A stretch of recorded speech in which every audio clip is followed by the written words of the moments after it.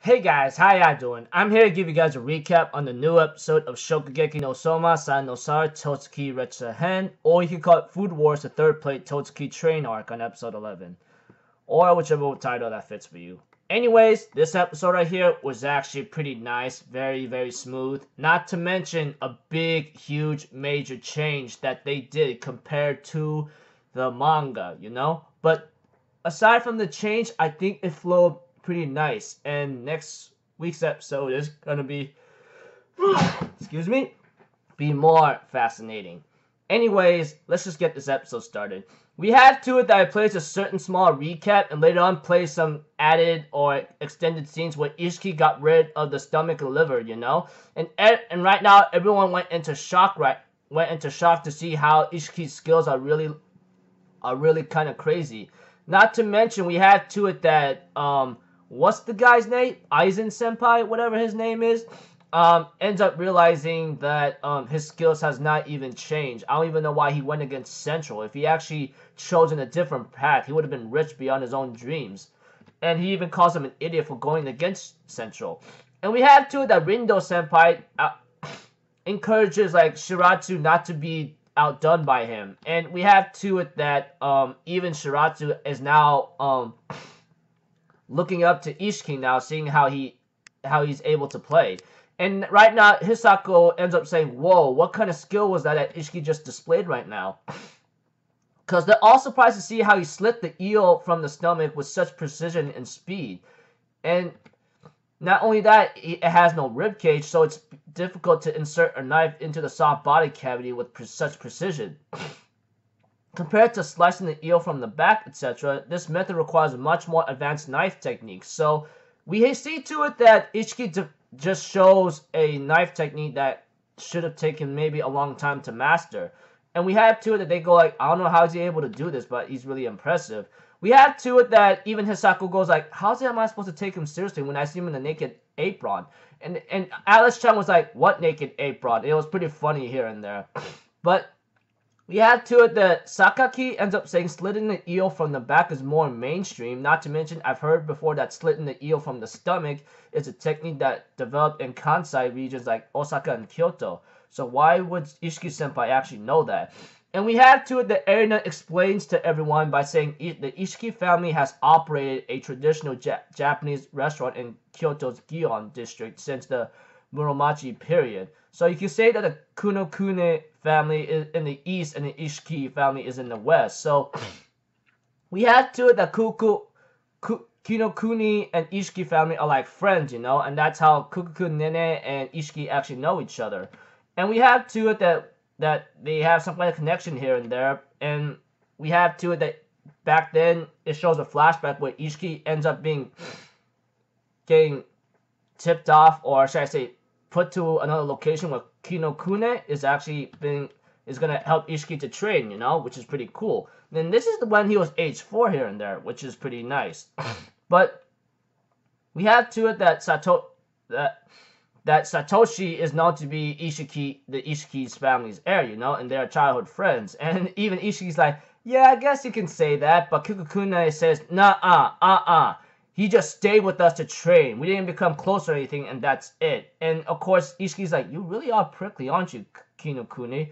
And we have to it that, of course, she has this vile hatred of Aura and tells him off by saying, don't be so naive, you hear me? And of course, the announcer or microphone girl, whatever you want to freaking call her, ends up saying, here comes the first bout, against Shoko versus Tosuke, and Juryo versus Satoshi, and freaking Nene versus Souma, etc. And we see to it that everyone ends up seeing how things are starting to get a little blazed up right now. And we get to see the judges here and there, which we end up seeing someone goes like, seeing a girl like in green hair carrying books here and there, and apparently someone's like, hey, are you okay? Even right now, one of Yukihira's friends are actually really shocked right now because he actually knows this group. Everyone knows him.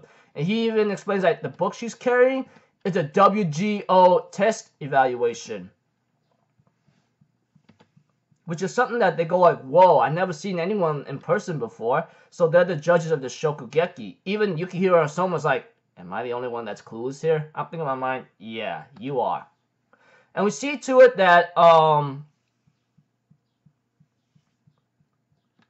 Souma's friends are saying this is the World Government Organization. Their main function is to rank all fine dining establishments worldwide out of 3 stars. So we have too that their assessments are published once a year in print or something, and receiving a rating, even a single star, would catapult a shop into high standing. But we have too that they actually produce highly profitable businesses, whoever actually gets a ranking from these WGOs or something. But there's one problem though. They say that some of them will shut down their restaurants because they lost a star, and with it all confidence. And that's why all chefs respect and fear that organization, the WGO. Even Yukihiro Soma's like, so that's the reason why Master Shinomiya said he was going to get 3 stars. And we have to it that Erina or Aldini explains that the printed publication of the evaluation is like a Bible, as known as the book. The organization's frontline staff are called bookmen. In other words, Aldini says like, so they're just WGO bookmen are judges today. Even right now, 3 of them show up, and the way how their judges are, they're not like simpletons. Like, they are real motherfuckers who will literally judge your dish like awful if it's really awful. And we have to it that the girl asks Yukihiro Souma, like, yours says Yukihiro Dino, right? And runs to Dino. She ends up looking up his name in the book, but oh, there's no need to feel bad. And Yukihiro's like, huh? Your names are listed in the restaurant, so it's not true here and there. And you're still alive, you should be grateful to your parents. And Yukihiro Soma's like, hey, is this okay to have them judge us or something? Even right now, Yukio-chan, or I forgot the girl's name, oh man, ends up saying, do you have any idea who they are? Don't be so rude. Even everyone just tells, this is Souma Appa saying you're just second rate or something, you know? You don't even know who the hell they are. I'm thinking how about you guys shut the hell up, man? And we had to it that the girl shuts them up by saying, hey, can you guys just shut up? I encouraged him, not made fun of him, but I was making fun of him, and just encouraged him on his account not having receiving any stars yet. But in the fact that he has 0 stars will have nothing to do with the dish he's serving today. And we had to it, her name is Anne, and the other guy was Carme, and that's Blondie. That's rank 2, and the other guy says like yeah, the only basis for our decision is what will be on the plate. And he even says, I swear to God in the book that our judgment will be absolutely fair. And the other guy who's also WGO is known to be Histore or something. And we have to it that Anne ends up encouraging Yukihiro to make a good dish today. He goes like, you know, I thought you were just full of hot air, but you say some good things. As he continues to make his dish here and there for soba noodles, everyone's not really dynamic to his plan here and there. Even Ishiki actually smiles at Souma to see how he's able to like keep a good face right there. And we have to it that Shiratsu ends up saying, hey Ishiki, now's not the time to freaking like be distracted. And he just finished his dish right now and decides to serve it up to like to the judges. So this is the difference. This is actually a big difference compared to the manga, you know. It's like Ishiki's match came in first before Souma's, etc. compared to the manga, you know. But well, it doesn't matter anyway. Like I said, they made a huge change, but yeah, aside from that, let's continue the recap. We have to it that Shiratsu ends up serving his dish apparently, which involves tomato flavors, which Anne ends up being doused by. Not to mention, like it's a collaboration between the umami and the fat and of the eel and the richness of the tomato. And he calls it capitone in umido or something. And we have to it, she gives it a taste and everyone else as well. And she said that the eel's umami and fat are rushing towards her, and they are brilliantly enhanced by the flavors of olive oil and tomatoes. And she even says that the capitone in umido has been wonderfully prepared. And even right now, Yukihiro asks Aldini, do you know what capitone and umido is or something? And we have to it that Aldini explains that in umido it means stew. Capitone is an eel. So, however, only female eels of large size are called that, but it's considered an upscale ingredient due to its meaty, fatty flesh or something. Other eels are called anguilla to differentiate them from the capitone, which Aldini's brother ends up explaining. And we have to it that Annie explains like there is yet another secret that refines the delicious flavor of the capitone in these tomatoes simmered with eel. Am I correct? And he says ha ragione, which he says that's right. The Sans Marzano tomatoes that he selected are the hidden star of the dish. And he further explains that this tomato strain has less water content than the others, so it prevents the stew from becoming watery, making possible the creation of a rich sauce. Even right now, Histore, which is one of the WGO evaluations or something, says that the depth of flavor provided by the San Marzano tomatoes has synergized with the spices to heighten the eel's flavors. And the Carmel, like I said, the WGO evaluator, says that this polenta made by boiling cornmeal into a thick porridge, then finished to have a crisp outside and a tender inside is also wonderful. Even right now, the first seat, of course, of the Elite 10 says the sauce required him to enhance the garlic's fragrance and concentrate the onion's sweetness while reducing the water content of the tomatoes. This dish would not be perfect unless the chef communes with the ingredients. So it looks like to me Giulio seems to have proven himself capable of doing so.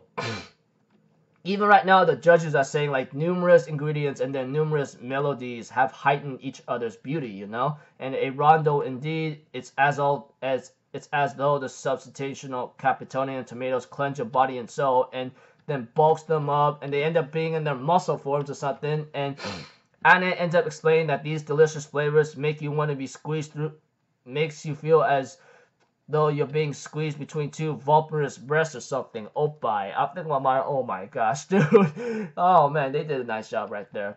But even right now, Shiratsu goes like meraviglioso, you know? And they even complimented him by saying, hey, you did a nice job, you know? It's a wonderful dish, what does justice to your family's reputation.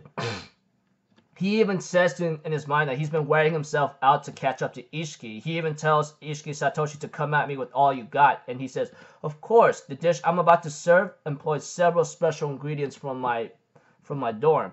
And we had to it, everyone's like, what? Are you serious?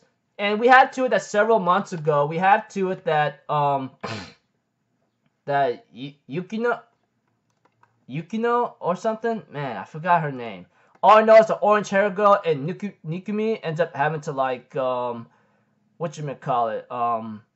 to test out to make some new cheese whatsoever, you know? And that is something that they all try to like figure out what's the next step to do.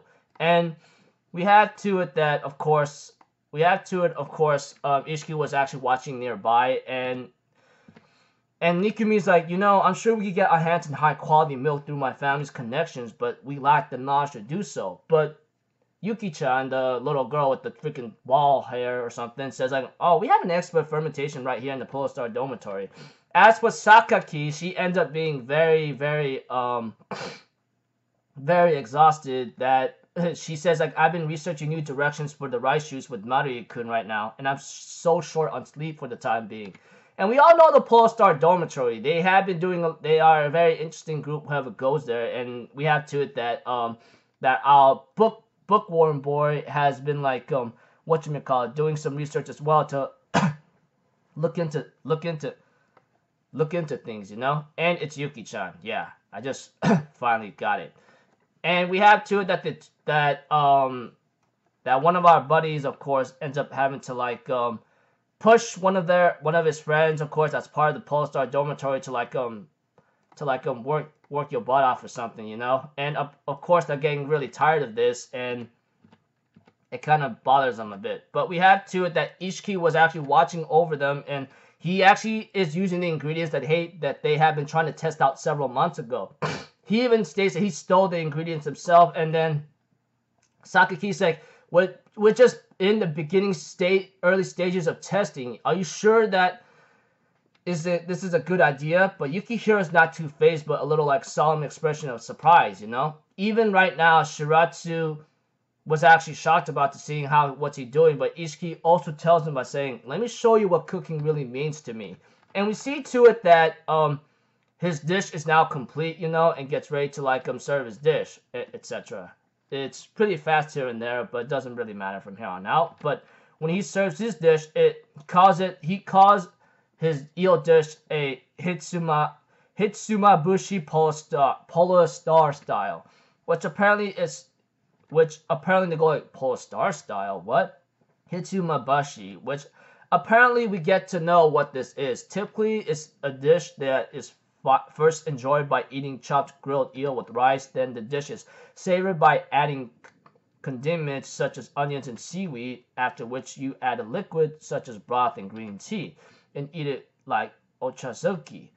And we have to it that his story is like the dish is meant to be enjoyed in several stages as it changes though, but we had to it that what Yukihiro used to use a lot is risotto. Even Aldini says, hey, it's cheese risotto. And he's coming up with something special. Even right now, Ishiki goes like, hey, sorry, I know your risottos are your kind of thing here and there. But we have to it that Yukihiro's like, oh, I just like using rice because my family runs a diner, you know? Even Shiratsu goes like, thinking in his mind, what the heck is this insult? If he just used a mishmash of ingredients made by his juniors, there's no way he could have pulled together a coherent dish. What the hell? And we had two that they end up tasting the dish, and even right now, Historia ends up saying this indeed a cheese risotto here and there, but it seems like are to pour the contents of this pot over the dish at the very end. They end up tasting it, and all of a sudden, they end up going like, holy dang. Even Anne goes like, oh, it's so delicious, it's torture, you know? The Japanese peppers are what brings this risotto together, as she explains it.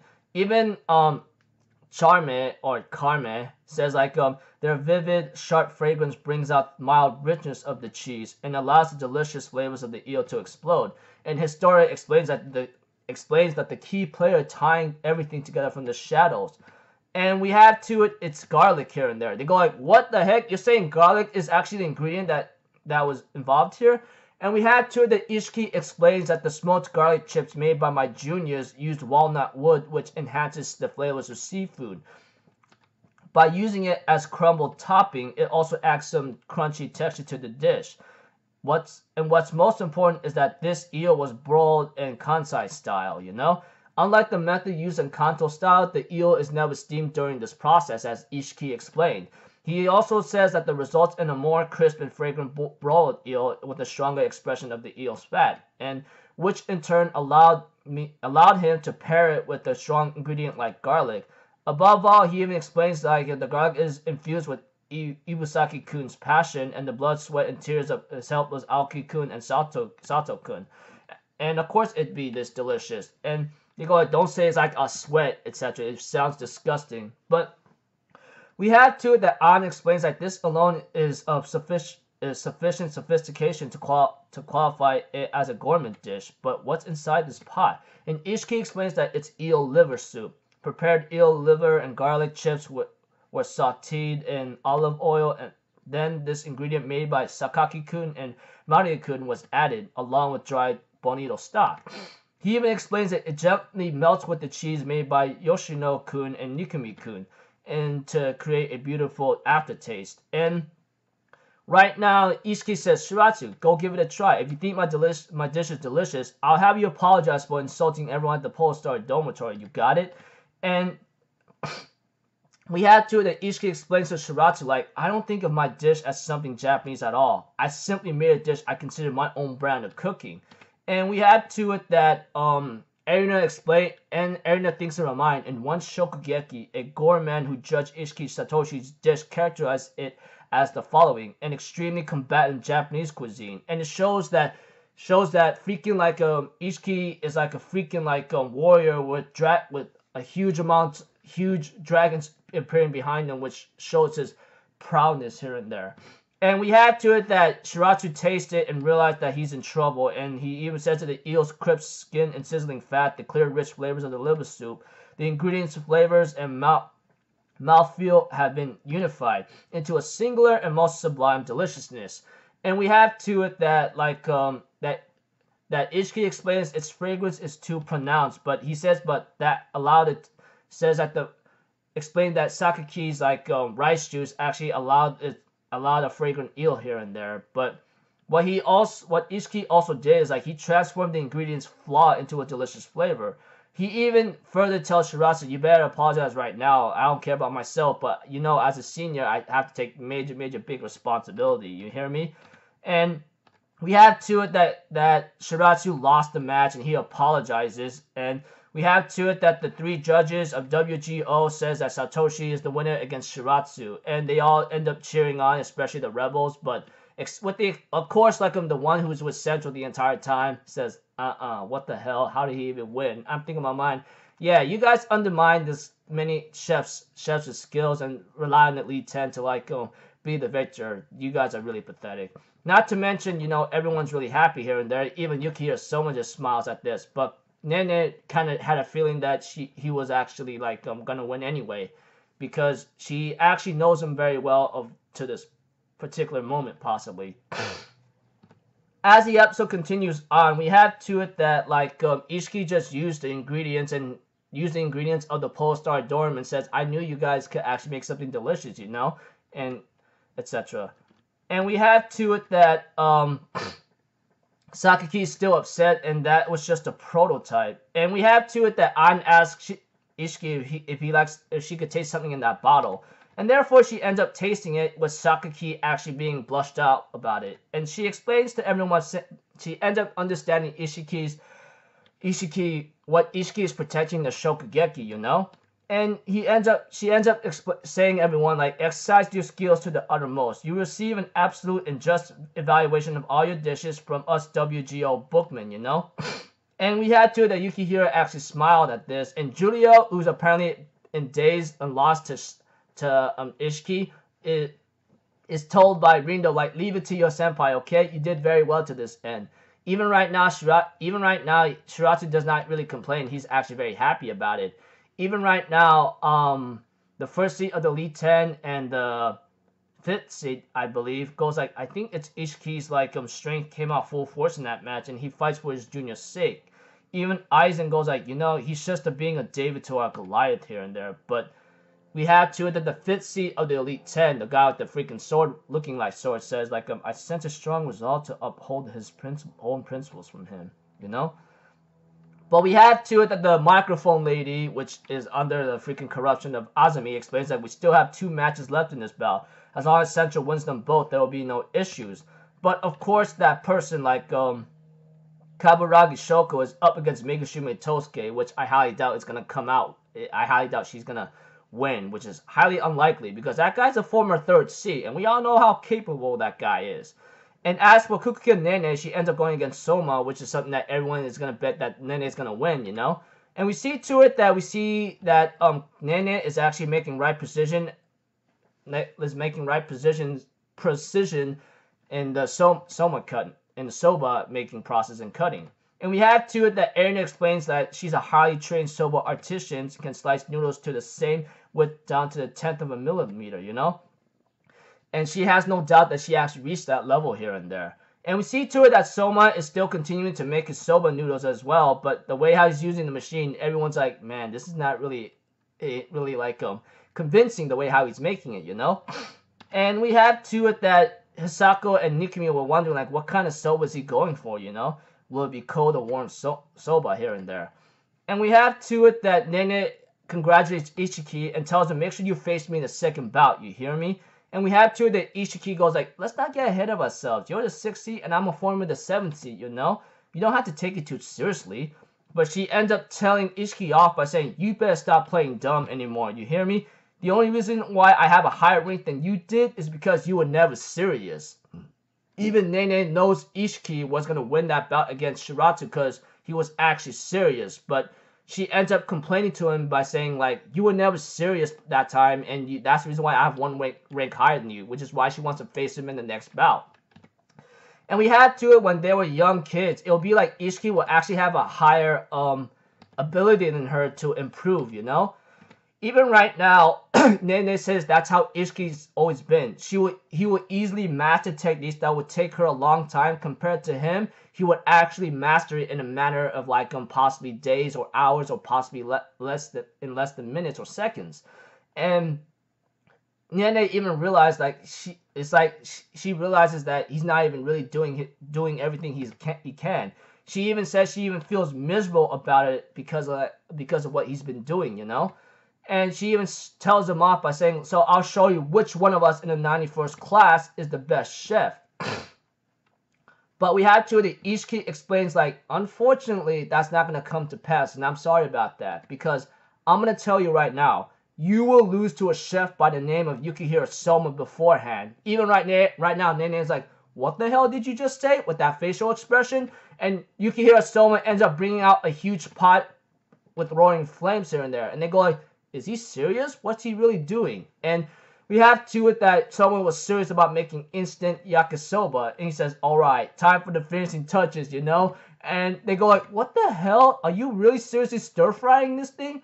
And right now, even Kokuko Nene is like, he's ruining the 8-to-2 ratio soba he went to the trouble of making. The delicate flavors will even be lost right now. Even Nene says, like, in total confidence by saying, "Yukihiro Souma, you will lose right here. You hear me? Your dish is just a desperate improvisation," etc. And says, "I'll shatter it right along with the high expectations Ishiki has for you." And the episode ends off there. Preview of next episode is just like, it's called The Basis for Strength, you know? So overall, without a lot of detail, which I really hope you guys didn't bother watching the video I made to the very end, but if you did, thank you very much. The pretty much in this episode is like Ishiki's match against Shiratsu, and then he won.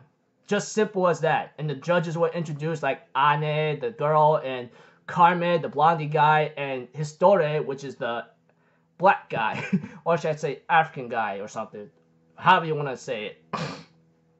And we have to it, of course, like when it comes to like comparison to the manga, like I said, they made a huge change by putting Ishiki's match and all finished up before Souma's match, you know? Compared to the manga, like it was Souma's match and his results, and then it was Ishiki's match and his results, you know?